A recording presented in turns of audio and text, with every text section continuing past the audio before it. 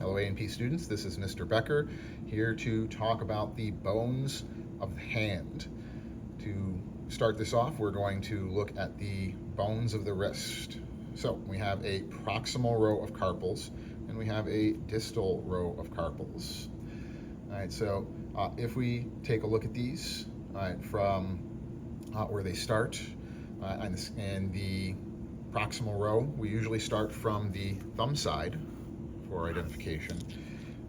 We have ourselves the scaphoid bone right here. Next to that we have the lunate bone, which looks something like a moon. And then next to that we have the triquetrum and the pisiform or P-shaped bone.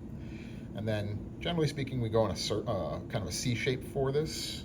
We can see the hamate bone here, which has a hook on it.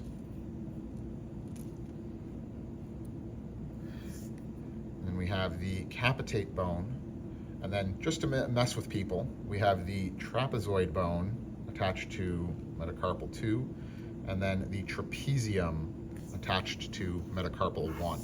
So they sound very similar to each other and they are easy to confuse. My general mnemonic device for this, the trapezium, is on the thumb. So since this is metacarpal 1 of the thumb, pollex, hopefully that will help you to remember. The bones from there in the hand are relatively easy.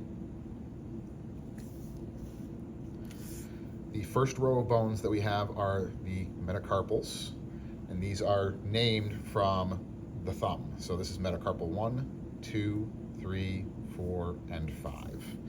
So in terms of digits. If we take a look at the thumb, we have a proximal phalanx and a distal phalanx. In the other fingers here, we have a proximal phalanx, a middle phalanx, and a distal phalanx that are going to make up each of our other 4 digits. So to name these, all you have to do is figure out which row they're in, and then you give them a number. So for instance, this is proximal phalanx 4, this is distal phalanx 3, and this is middle phalanx 2. These are the bones of the hand and wrist.